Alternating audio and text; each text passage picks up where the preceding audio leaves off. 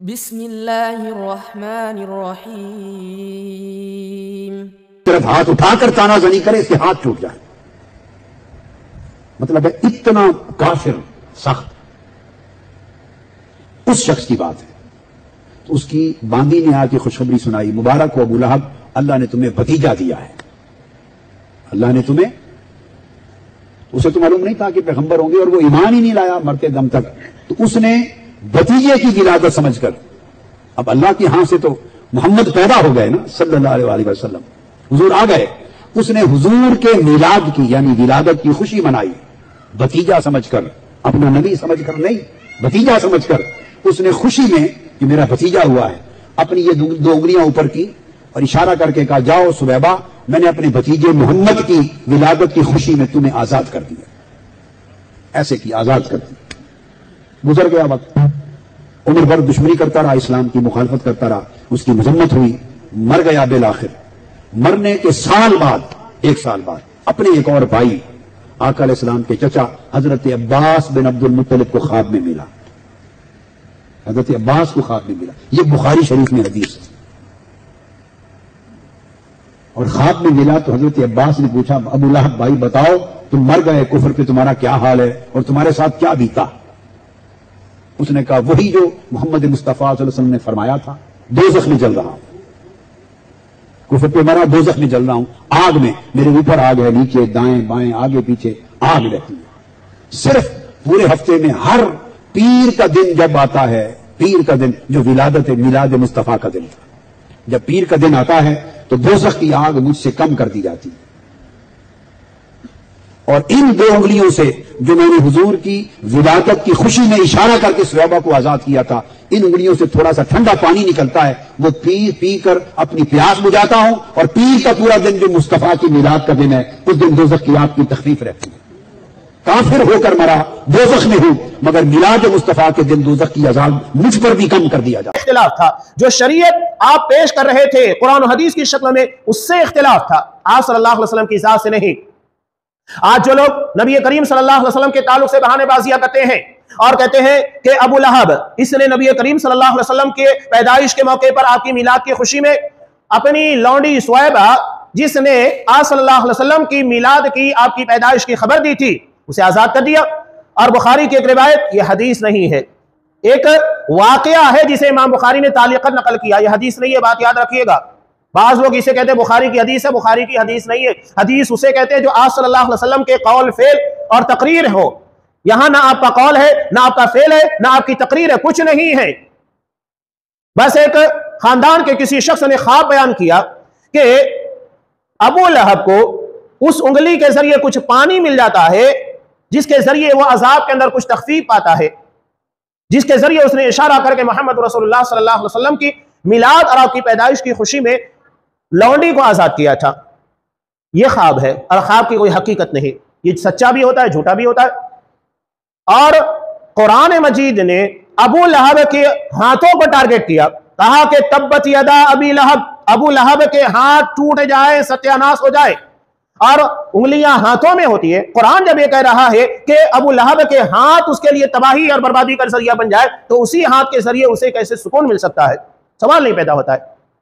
دوسری بات، اگر اسے پانی ملے بھی، قرآن مجید جہنم کے پانی کے بارے میں کہتا ہے وَسُقُوا مَاءً حَمِيمًا فَقَطَّعَ مَاءَهُمْ، ایسا کھولتا ہوا پانی ان کو پلایا جائے گا جو ان کی آنتڑیوں کو کاٹ دے گا، ٹکڑے ٹکڑے کر دے گا۔ یہ جہنم کا پانی ہے، اس سے کوئی راحت نہیں ہے۔ اور جہنم جس کے بارے میں قرآن مجید کہتا ہے کہ وَسَاءَتْ مَصِيرًا، سب سے بدترین ٹھکانہ ہے، سب سے بدترین ٹھکانہ ہے، وہاں کسی کو آرام نہیں ہے، نہ ایک لمحے کے لیے، نہ ایک پل کے لیے، کہیں کوئی سکون نہیں ہے۔ تو وہاں پر ابو لہب جیسے شخص کو کیسے سکون ملے گا؟ اور جو لوگ نبی کریم صلی اللہ علیہ وسلم کے میلاد کے بارے میں باتیں کرتے ہیں، وہ حقیقت میں محمد رسول اللہ صلی اللہ علیہ وسلم کی سنت، نہ اصحاب کرام کی سنت، نہ اسلاف کرام کی سنت، ان سارے لوگوں کی سنت پر عمل نہیں کرتے، بلکہ ابو لہب کی سنت پر عمل کرتے ہیں۔ تو سوچ لو کس کا طریقہ اپنا رہے ہو۔ قرآن مجید نے محمد رسول اللہ صلی اللہ علیہ وسلم کو ہمارے لیے آئیڈیل بنایا، نمونہ بنایا، آپ کو اسوہ بنایا، ابو لہب کو نہیں بنایا کہ ابو لہب جو کرے گا وہ ہمارے لیے نمونہ ہوگا۔ جسے ابو لہب سے پیار ہے، محبت ہے، وہ جائے میلاد بنائے، اور جسے محمد رسول اللہ صلی اللہ علیہ وسلم سے محبت ہے وہ آپ کی اطاعت، آپ کی فرمانبرداری کرے۔ اور یہ سال میں ایک مرتبہ نہیں، پوری زندگی اپنی موت تک یہ معاملہ چلتے رہتا ہے، زندگی کی آخری سانس تک چلتے رہتا ہے، جیسا کہ اصحاب کرام نے کیا۔ آپ صلی اللہ علیہ وسلم حضرت زیاد ابن سکن رضی اللہ تعالیٰ عنہ کو دیکھنے گئے جنگ احد کے موقع پر، دیکھا کہ آخری سانسیں چل رہی ہیں۔ نبی کریم صلی اللہ علیہ وسلم اتنے شفیق اور مہربان، محبت کرنے والا نبی اللہ تبارک و تعالیٰ نے امت محمدیہ کو عطا کیا۔ زمین کے پر بیٹھ گئے، اپنے زانو مبارک کے پر ان کا سر رکھ دیا، کہا کہ زیاد کیسا محسوس کر رہے ہو؟ کہا کہ بہت پرسکون۔ اور اس کے بعد نبی کی آغوش میں آپ کے زانو کے پر زندگی کی آخری سانسوں کو لیا اور کہا کہ فزت ورب الکعبہ، کعبے کے رب کی قسم میں کامیاب ہو گیا۔ یہ آپ صلی اللہ علیہ وسلم سے محبت کہ آپ کے آغوش میں آپ کے زانوں کے پر وہ زندگی کی آخری سانسیں لیا کرتے تھے، زندگی کی ساری تکلیفیں بھول جایا کرتے تھے۔ یہ ہے اصحاب کرام کی محبت، آخری سانس تک۔ اب یہاں میں کچھ چیزیں آپ لوگوں کے سامنے پیش کرنے جا رہا ہوں جو لوگوں نے شبہات کے طور پر رکھے ہیں۔ آپ اگر دیکھیں گے 341 ہجری تک یہ جو میلاد منایا جا رہا ہے محمد رسول اللہ صلی اللہ علیہ وسلم کے نام کا 12 ربیع الاول کو، اس کی کوئی دلیل آپ کو نہیں ملے گی، نہ محمد رسول اللہ صلی اللہ علیہ وسلم کے زمانے میں 63 سال عمر تھی، آپ صلی اللہ علیہ وسلم کی زندگی میں نبوت سے پہلے 40 مرتبہ آیا، اور 23 مرتبہ آپ صلی اللہ علیہ وسلم کے نبی بنائے جانے کے بعد کیا کبھی آپ صلی اللہ علیہ وسلم نے اپنا میلاد بنایا؟ آج جس طرح چراغاں کیا جاتا ہے اور لوگ کہتے ہیں سوائے ابلیس کے جہاں میں سبھی تو خوشیاں منا رہے ہیں، جبکہ 12 ربیع الاول کے پر اصحاب کرام کے سروں کے پر غم کے پہاڑ ٹوٹے ہوئے تھے۔ حضرت عائشہ رضی اللہ تعالیٰ عنہ کی آغوش میں جب محمد رسول اللہ صلی اللہ علیہ وسلم نے اپنی آخری سانسیں لی اور آپ کی وفات کی خبر اصحاب کرام کے اندر پہنچی، حضرت انس کہتے ہیں کہ ہمیں مدینہ وہ لگتا ہی نہیں تھا جب آپ صلی اللہ علیہ وسلم مدینہ تشریف لائے تھے، جو خوشی اور مدینہ کے اندر جو شادابی تھی وہ چیز ہمیں آپ کی وفات کے وقت ایسا لگتا تھا کہ ہر طرف صرف غم چھایا ہوا ہے۔ حضرت عمر فاروق کھڑے ہو گئے، کہا کہ نہیں، آپ کو وفات نہیں ہوئی ہے، بلکہ آپ عمر حضرت موسیٰ علیہ السلام کی طرف تورات لانے کے لیے جس طرح وہ گئے تھے طور پہاڑ کے پر گئے ہیں، وہ آئیں گے اور دشمنوں کا کلمہ کریں گے۔ حضرت ابو بکر صدیق رضی اللہ تعالیٰ عنہ جو وہاں موجود نہیں تھے آئے، آپ صلی اللہ علیہ وسلم کو دیکھا، بوسہ دیا، چہرے کے پر بوسہ دینے کے بعد کہا کہ اللہ آپ کے پر 2 موت اکٹھا نہیں کرے گا، یعنی یہی آپ کی حقیقی موت ہے، اس کے بعد نہیں آپ کو کوئی موت آنے والی ہے۔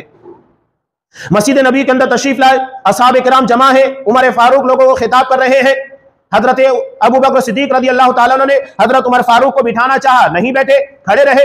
حضرت ابو بکر صدیق رضی اللہ تعالیٰ عنہ اسی عالم میں خطبہ دینا شروع کیا جیسا کہ امام بخاری رحمۃ اللہ علیہ نے نقل کیا، کہا من کان یعبد محمدا فإن محمدا قد مات، کہ اگر کوئی محمد صلی اللہ علیہ وسلم کی عبادت کرتا تھا تو اسے جان لینا چاہیے کہ آپ کو موت واقع ہو چکی ہے، آپ کو وفات ہو چکی ہے۔ ومن کان یعبد اللہ، اور جو اللہ کی عبادت کرتا ہے فإن اللہ حی لا یموت، تو اللہ ہمیشہ سے زندہ ہے، اسے کبھی موت آنے والی نہیں ہے۔ تو عبادت اللہ کی جاتی ہے، محمد رسول اللہ صلی اللہ علیہ وسلم کی نہیں۔ عبادت اللہ کی کرتے ہیں اور اطاعت فرما برداری محمد رسول اللہ صلی اللہ علیہ وسلم کی کرتے ہیں، یعنی راج اللہ کا، رواج رسول اللہ کا، حکم اللہ کا، طریقہ رسول اللہ کا، یہی پورا دین ہے اور یہی پورا کلمہ کا مفہوم ہے کہ اللہ کے حکم کے پر رسول اللہ صلی اللہ علیہ وسلم کے طریقے کے مطابق زندگی گزاری جائے، عبادت کی جائے۔ السلام علیکم۔ ویڈیو پسند آنے پر اپنے دوستوں کے ساتھ واٹس ایپ اور سوشل میڈیا پہ ضرور شیئر کریں۔ شرک، بدعات اور گمراہی سے باخبر رہنے کے لیے اہل حدیث علماء چینل کو ضرور سبسکرائب کریں۔ جزاک اللہ۔